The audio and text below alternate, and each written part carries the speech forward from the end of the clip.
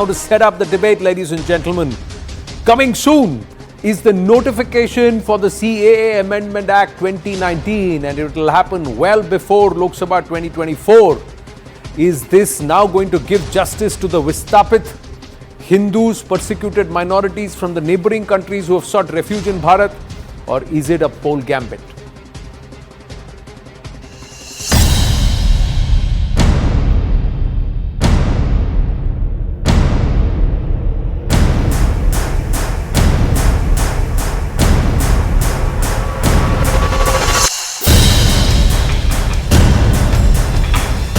मैं आप सबके सामने कहकर जाता हूं, सीए इस देश का कानून है, इसको कोई रोक नहीं सकता, सबको नागरिकता मिलने वाली है।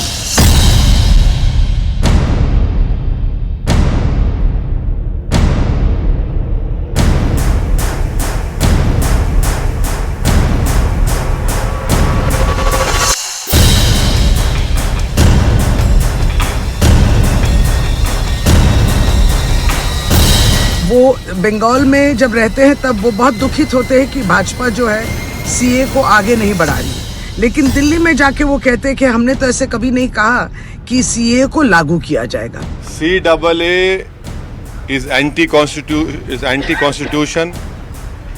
It is a law which has been made on the basis of religion. It is unconstitutional because it is made on religion.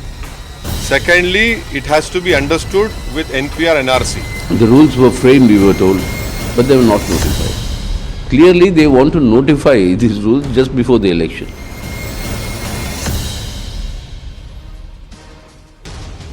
It was in 2019 that the CAA bill was passed, triggering massive protests across the country as a section of citizens objected to the exclusion of persecuted Muslim migrants in the bill. And now, 4 years hence, the government sources have confirmed to News18 that the government is ready with the Citizenship Amendment Act 2019 rules, and it will implement them much before the 2024 Lok Sabha polls. Source reveals that once the rules are notified, citizenships will be issued to those eligible, and that process for the same will be held online. The latest order on the CAA comes just a week after the Union Home Minister Amit Shah said CAA will be implemented and no one can stop it, and he said this in Bengal.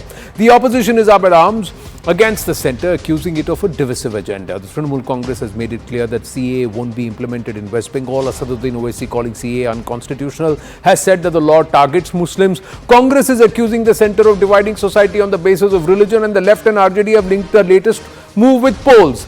The debate over CAA is also pending in the Honorable Supreme Court since 2019, and the questions to be answered are: 1. Whether the CAA violates Article 14 of the Constitution by failing the reasonable classification test. 2. Whether the CAA discriminates on the basis of religion. 3. Whether the CAA violates the right to live with dignity guaranteed by Article 21 of the Constitution. Let's dive into the debate, ladies and gentlemen. Hello, Moto.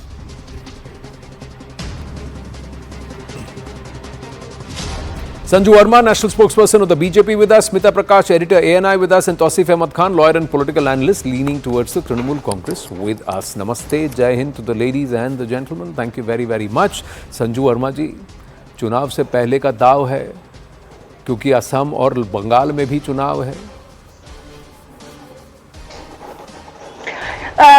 Anand, first and foremost, very happy New Year to the other panelists, yourself and your viewers.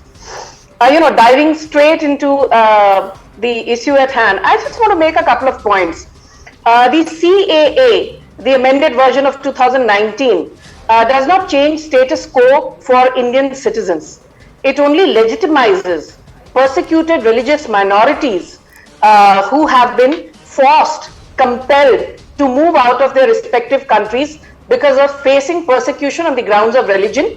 The threshold or the cutoff date for giving legitimacy, conferring Indian nationality to these persecuted minorities was fixed as 31st December 2014. Now, the entire narrative about, the CAA being violative of Article 14 and Article 15 of the Constitution, which basically talks about no discrimination on the grounds of caste, creed, religion, what have you. I just want to say this to people peddling this false narrative, that please note be it Article 14 or Article 15 that espouse right to equality, or for that matter, right to life and liberty, which is espoused wide Article 21 of the Constitution, or even freedom of speech and expression wide Article 19 of the Constitution. Every fundamental right in the Constitution is subject to reasonable restrictions with respect to public order, morality, and health. So the limited point is, point number one, no right exists in vacuum. No right is a blatant license.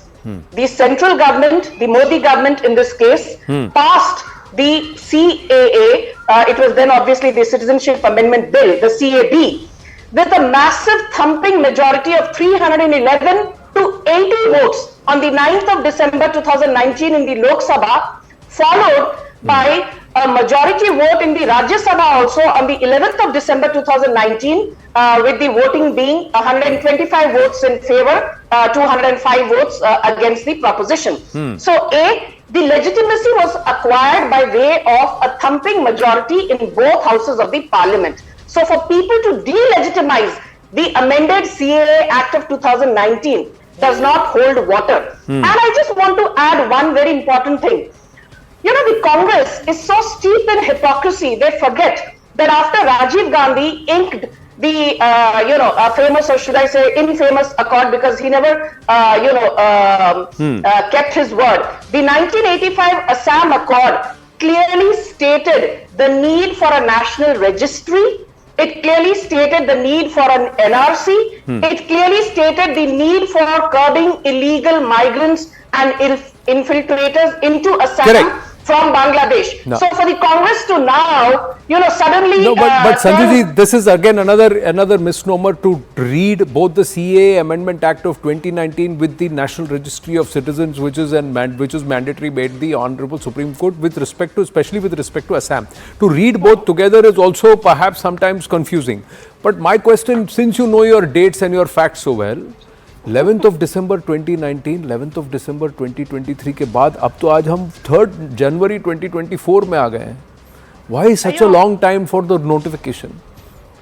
That's the question.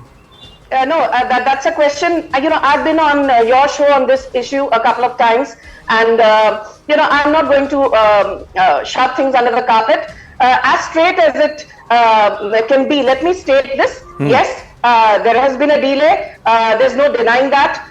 It's been 4 years too late. But the fact is that while you may question the government on not notifying the rules earlier, since the entire act was passed way back in 2019, you cannot question the bona fide intent of the government.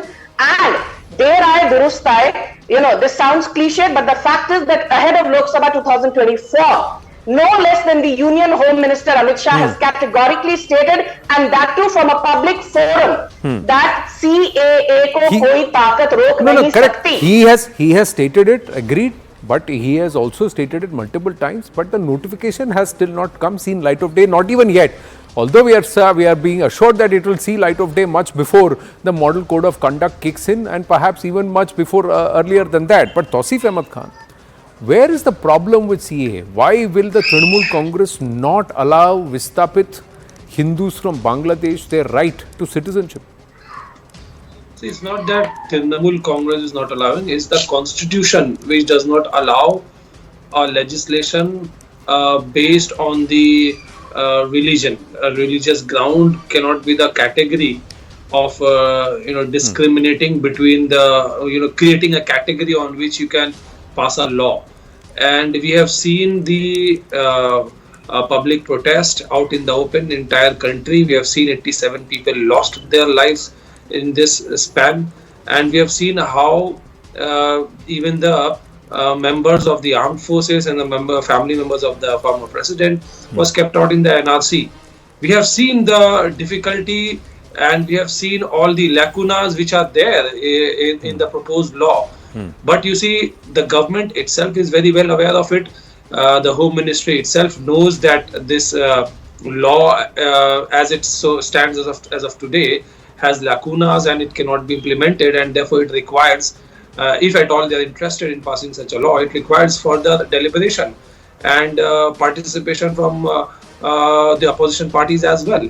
4 years ago this law was passed, and government has sought the Home Ministry represented by Amit Shah has sought 9 extensions only to frame the rules under the act. So this itself shows that they waited for this entire period, and now in the recent rally in Kolkata just few days ago, when Mr. Amit Shah was visiting Calcutta, in the rally he said once again that we will pass the law. So clearly this is only one of the tricks that they have for the election, among so many other tricks, so that they can So you do agree that notification of the CAA Amendment Act 2019, if the rules are notified, it will have a certain electoral impact on ground. You do concede that, Touseefa? It somehow helps BJP to propagate their propaganda, somehow helps BJP to polarize the electorate, and it is a well established even in the journalist fraternity that whenever there is a polarization, it helps BJP.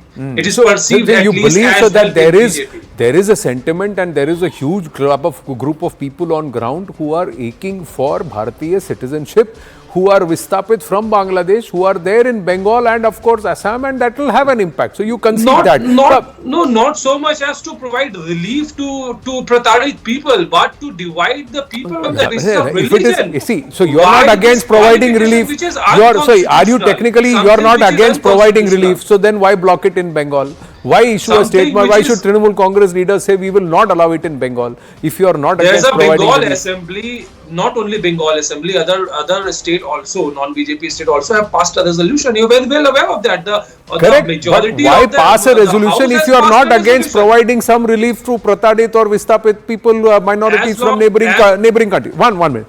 So Smita Prakash, the matter is also sub judice in the Honorable Supreme Court. However, the 4 questions which are there, don't they apply to Indian citizens? The Constitution of Bharat will apply to Bharatiya citizens.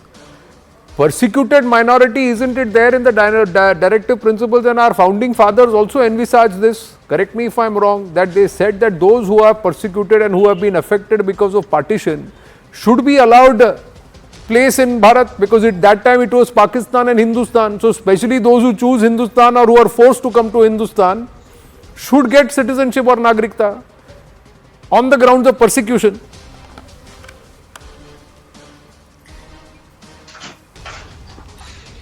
Thank you, Anand, and wish you a happy new year to your viewers as well as the other panelists. About whether it is right or wrong, whether it is persecution or whether it is granting rights, this debate has been going on for several years, and we've debated it on your show, we've debated it on on other shows as well.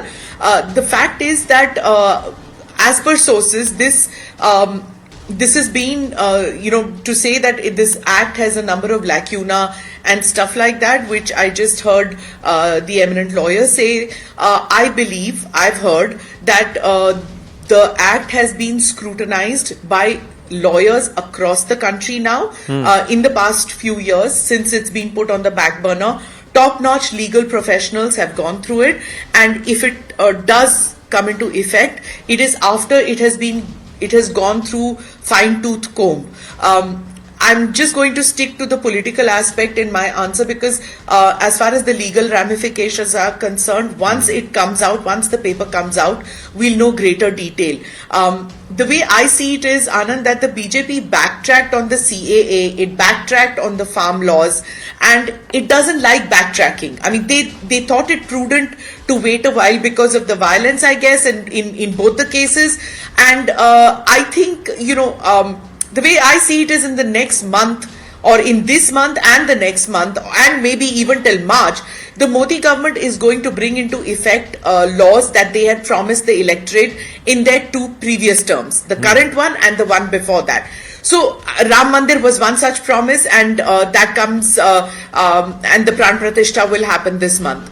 The new CRPC, IPC laws was another. The CAA has been lying in cold storage, as you just discussed, for several years, and the Home Ministry sought and received all these extensions, and 8 times or 9 times or something like that to frame the rules.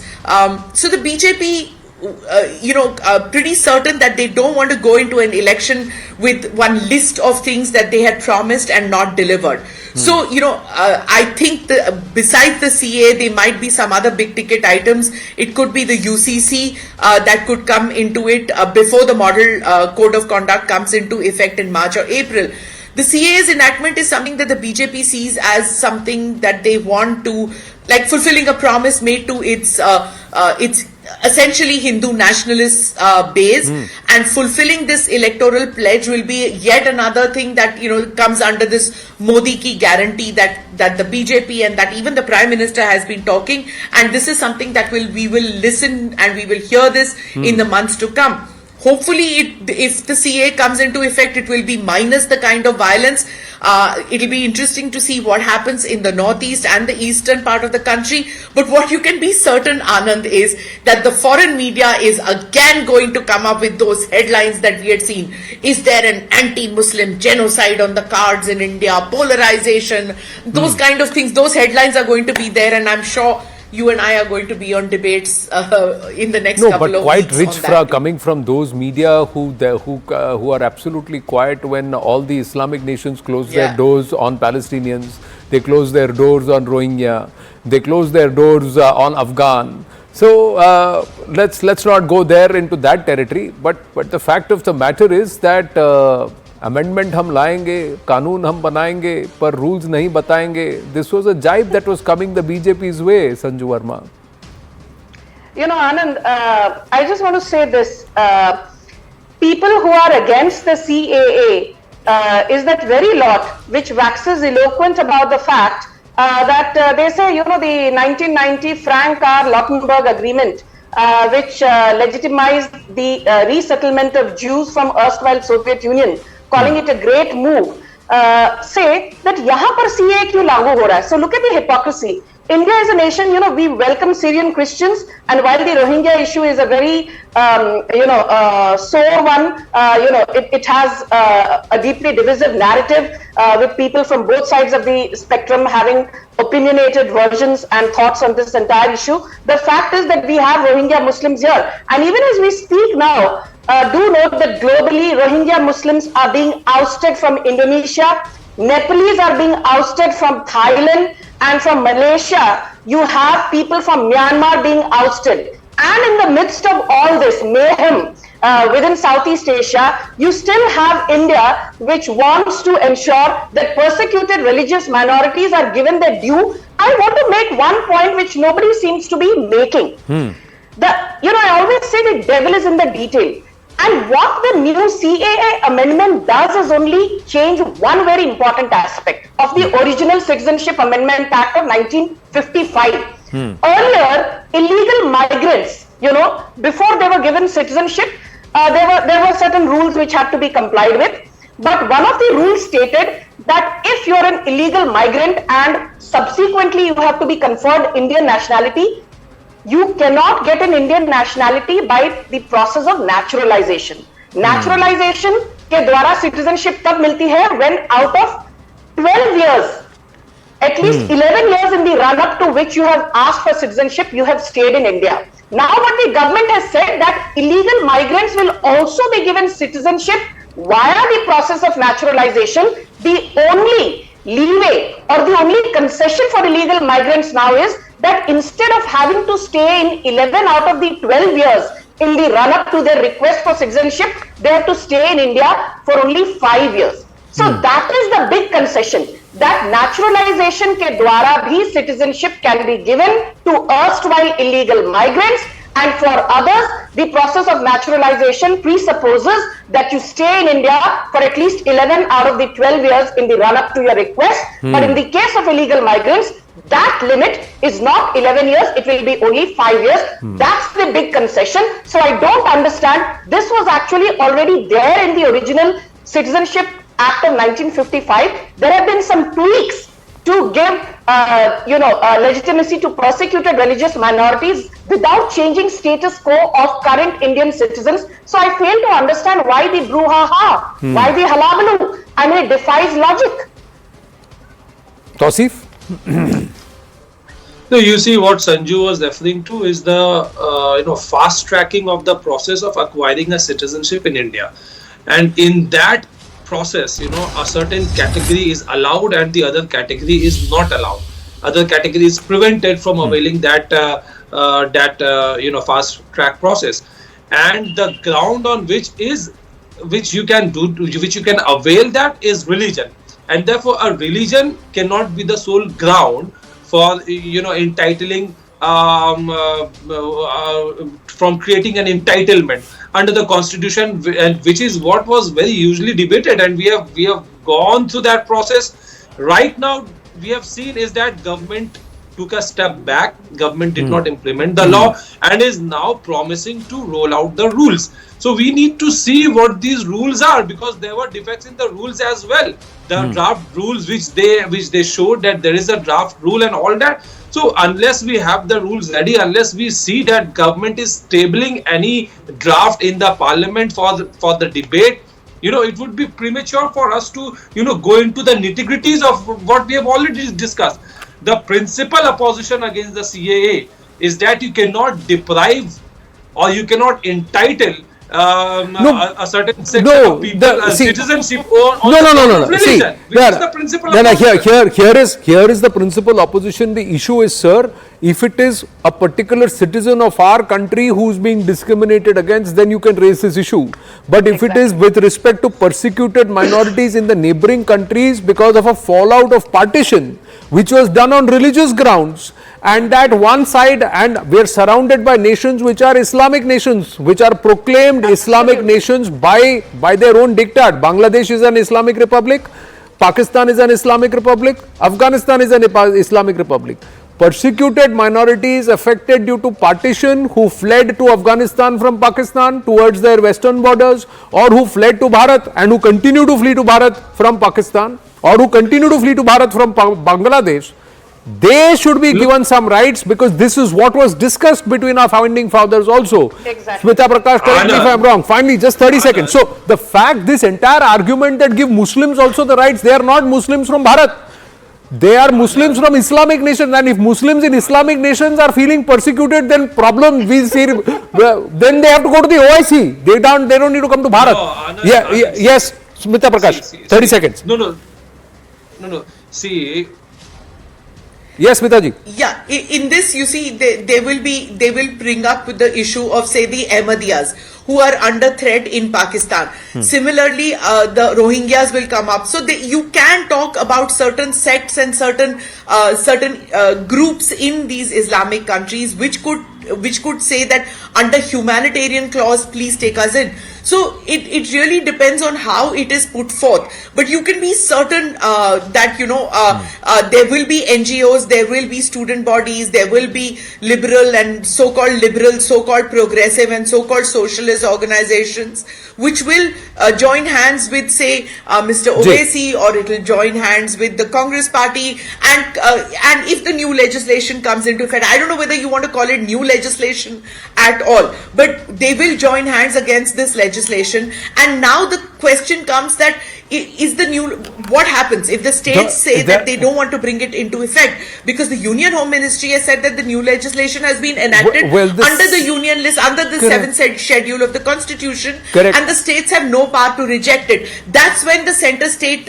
pull apart comes into effect. Well, in that case, if the citizenships are given online and immediately there are voter ID cards also issued, then one wonders what will happen, and whether they will all feature into the revised voter list also, and how much of that has an impact. We'll have to wait and watch. Thank you very much to the ladies and the gentlemen.